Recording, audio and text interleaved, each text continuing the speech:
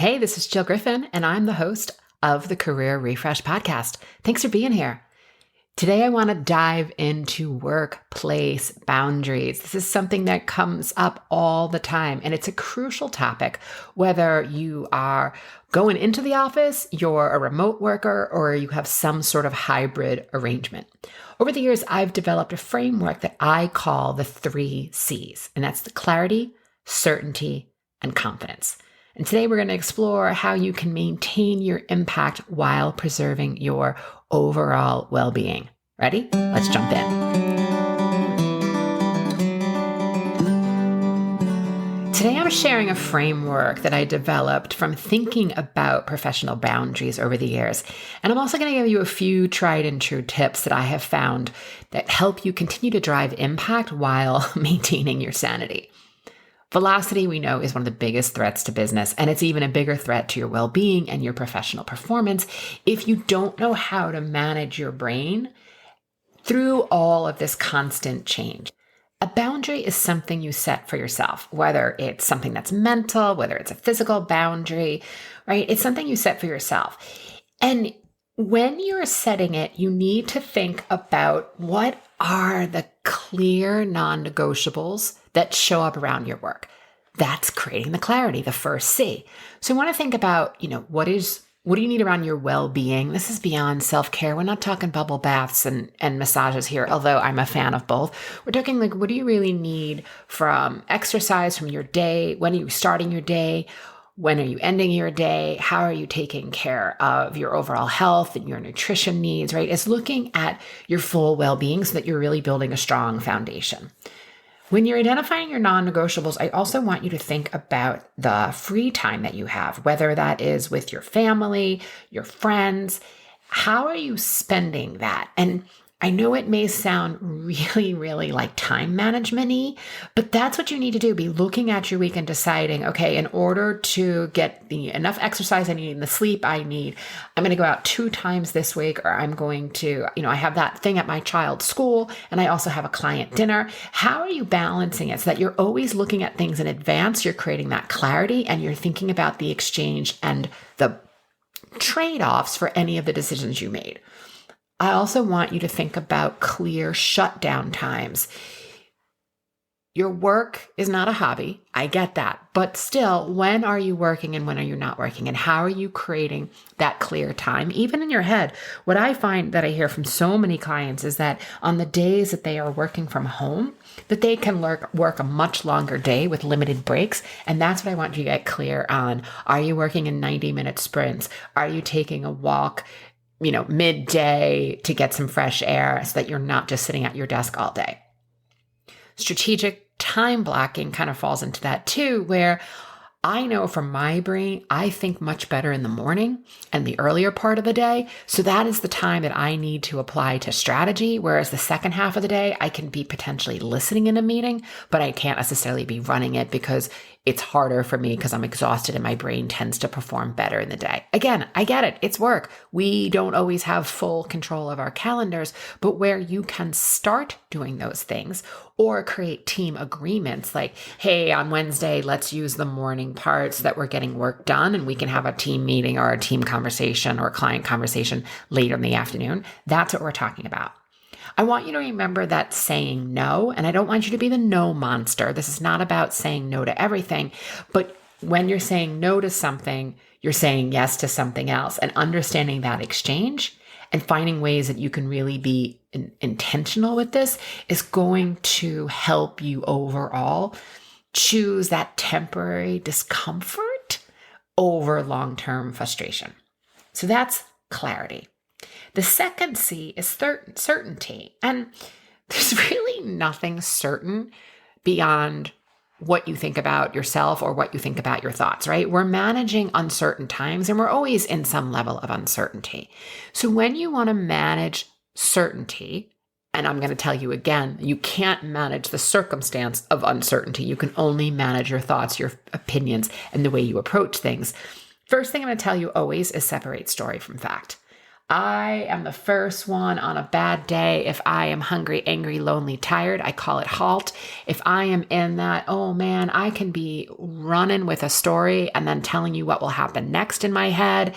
And then he's going to say this and she's going to do that. And I can run with that. And I always have to giggle like I'm a student of my work. It still happens at times. I can just slow it down and get it back into first gear and out of fifth gear quite quickly. So separating the story from fact, the exact words of someone said, also thinking about the expectations.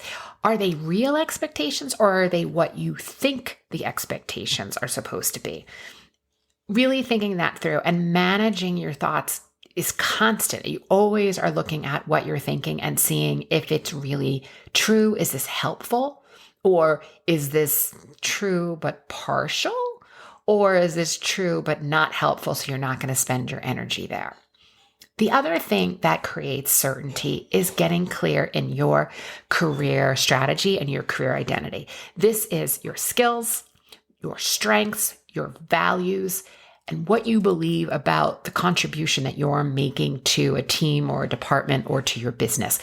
When you're super clear and you're able to articulate strengths, skills, values in a clear and certain way, in a way in which the person you're talking to knows how to take that information and run with it, that is also how you're creating certainty for yourself so that you're able to know who you are versus just reacting to how someone might be speaking to you or the task that they're asking you to do, right? You're able to respond versus react. The third C is confidence. We're going to separate confidence from confidence to self-confidence. Let's talk about confidence first. Can I say the word confidence more times? All right.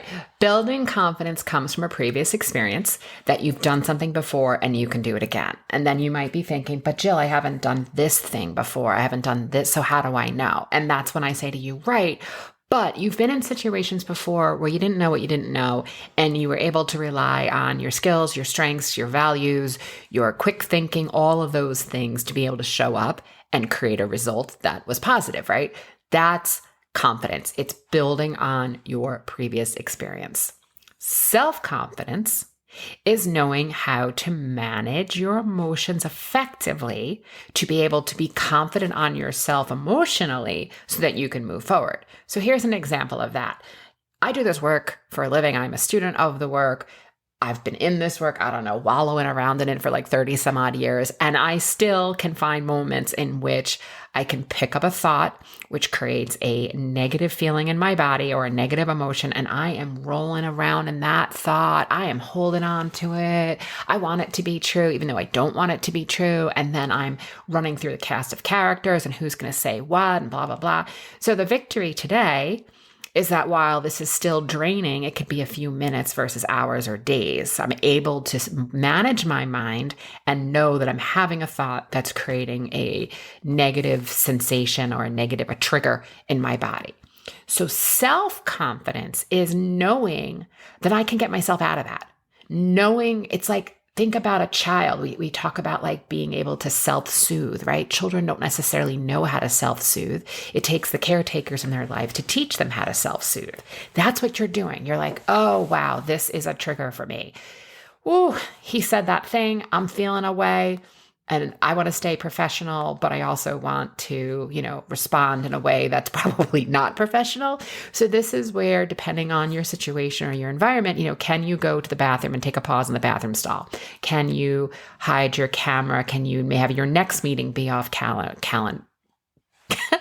Can you have your next meeting being off camera? Can you take a pause? And if you're working in a place where you can get outside, can you go for a walk around the block, right? That's the way that we process the emotion. We get those neurochemicals that are creating that sensation moving out of our body. And then we're able to think again because we cannot be in the negative emotion and also be strategic. So that is how we process an emotion so that we can get back and build our self-confidence, knowing that we can dig ourselves out of the hole, so to speak. And then the next is adopting a growth mindset, right? This is where Let's say you want to get on a nonprofit board, a board of directors, and your brain is saying to you, I really want to serve on that board. It would be great for my career. It would be great because I'm aligned with that particular organization and the work they're doing. I want to make an impact. But then there's the other side of you that's like, they're never going to choose me. I don't have that particular experience. I know they're going to want someone who is able to do A, B, and C, but I can only do A and C, right? That you're in that place where you're processing a lot of energy, but you don't necessarily have any new information. So this is where you'll want to be finding a way to pause yourself, like realize that you're doing this, that it's like the runaway car, realize that you're doing this. And I want you to find neutral thoughts that are also true, thoughts that you can believe, right? So if you're sitting there saying they're never going to pick me for the board, and you're also saying, but it's possible they could pick me for the board, you're in the between those two. Where can you go in the center? I know how to contribute to this board. I know I can add value. Those are true statements. So when you're in sort of that ping pong of two contrasting views, trying to find something neutral, that's not about getting the position. That's about being clear on where you can contribute. It stops the running of your brain to be like, blah, blah, blah, blah, blah, blah, blah, blah, right? And that's what we want to stop. So in recapping, short and sweet, the 3 C's: create clarity, define your non-negotiables, define your boundaries, get clear in them so that you're clear in advance, that you're not reacting, you are responding. Second, certainty, always leaning on the facts and being clear in the value, the skills, the strengths that you bring to a table, and being able to articulate them in a narrative and a storytelling way. That is where you create certainty with yourself first. And then there's a higher chance that the person who's hearing you or reading what you're writing is also able to believe that you possess those skills. You're grounding yourself in facts and your identity.